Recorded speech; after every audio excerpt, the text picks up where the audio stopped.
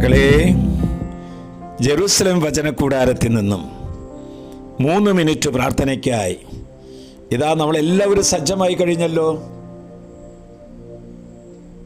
മാതാവിൻ്റെ 3ാമത്തെ സ്റ്റേറ്റ്മെൻ്റാണ് ഇന്ന് നമ്മൾ കേൾക്കാൻ പോകുന്നത്. കുടുംബജീവിതം നയിക്കുന്നവർക്കും മാതാപിതാക്കന്മാർക്കും ഇത് ഒരു ഗുണപാഠം തരുന്നുണ്ട്. കുടുംബം ഒരു വിദ്യാലയമാണ്, കുടുംബം ഒരു ദൈവാലയമാണ്. ആ ദൈവാലയത്തിലെ പുരോഹിത ശുശ്രൂഷ നടത്തുന്നവരാണ് അപ്പനും അമ്മയും.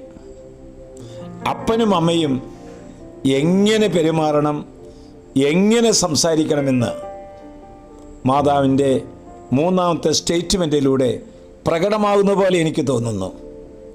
നമുക്ക് കേൾക്കാമല്ലേ? ലൂക്കയുടെ സുവിശേഷം 2-ാം അധ്യായം 48-ാം വാക്യം.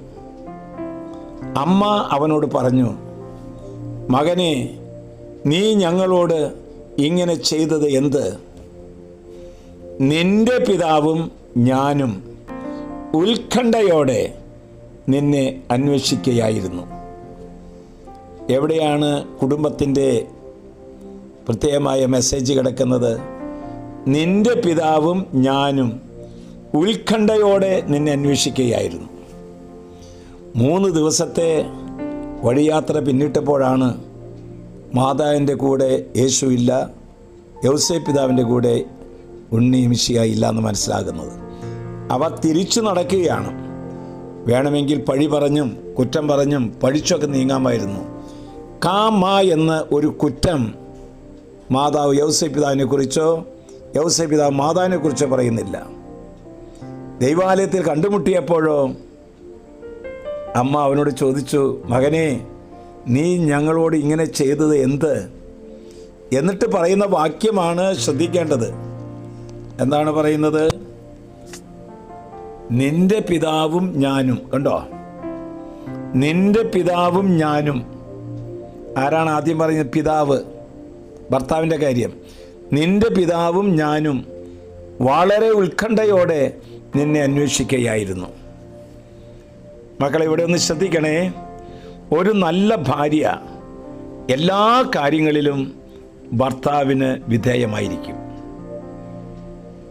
ഒരു നല്ല ഭാര്യ ഭർത്താവിൻ്റെ ദുഃഖം സ്വന്തം ദുഃഖമായി ഏറ്റെടുക്കുന്നവരായിരിക്കും. ഒരു നല്ല ഭാര്യ ഭർത്താവ് ഒരുമിച്ച് പ്രാർത്ഥിക്കും, ഭർത്താവ് ഒരുമിച്ച് വചനം കേൾക്കും.